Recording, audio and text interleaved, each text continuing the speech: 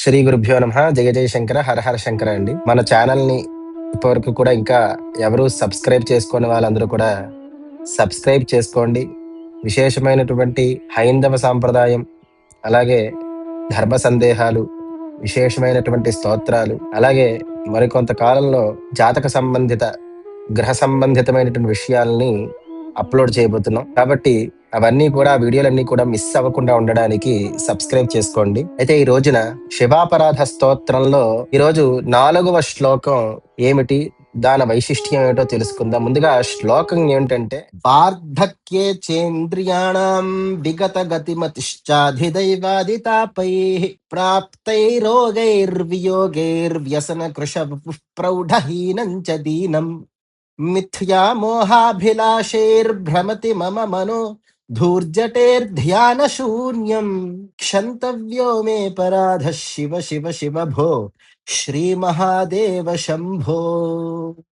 అందులోని దశల వారీగానే వస్తున్నారు. చక్కనైనటువంటి ఆర్డర్, బాల్యం, యవ్వనం, కౌమారం, వార్ధక్యం, ఇవన్నీ వీటిని స్పృశిస్తూ వార్ధక్య దశలోకి వచ్చారు. ఈ దశలో ఎలా ఉంటారు మనుషులు, శివ ఎందుకు నిన్ను స్తుతించలేకపోయాను అనేటువంటి బాధను వ్యక్తీకరిస్తూ శివుణ్ణి అపరాధం కోరారండి. ముసలితనంలో శరీరం యొక్క ఇంద్రియములు పనిచేసే తీరు మారుతుంది, పట్టు తగ్గిపోతుంది, మతి భ్రంశం అవుతుంది, అంటే జ్ఞాపక శక్తి తగ్గిపోతుంది. ఆధ్యాత్మిక, ఆధిభౌతిక, ఆధిదైవిక తాపత్రయముల చేతను ఈ మూడిటిని వివరిస్తూ ఒక వీడియో కూడా చేసి పెడతాను. దాని గురించి అందులో వివరిస్తానండి. రోగములు మనల్ని దరిచేరుతూ ఉంటాయి. ఎన్నో రకాలైనటువంటి రోగాలు వస్తూ ఉంటాయి, చాలా ఎక్కువగా వస్తూ ఉంటాయి. వాటిని ఎదుర్కొనే శక్తి ఉండదు.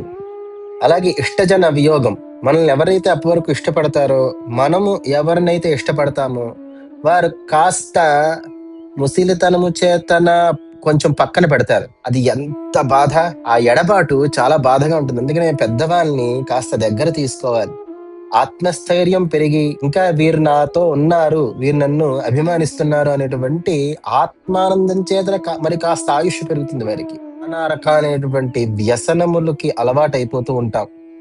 అటువంటి సమయంలో, అటువంటి దీనావస్థల్లో శివ ధూర్జటి, శివ అప్పుడు కూడా నిన్ను నేను స్మరించలేకపోయాను ఆ అవస్థల వల్ల, అందుకని నా అపరాధము క్షమింపుడు అని చెప్పి ప్రార్థన చేశారండి.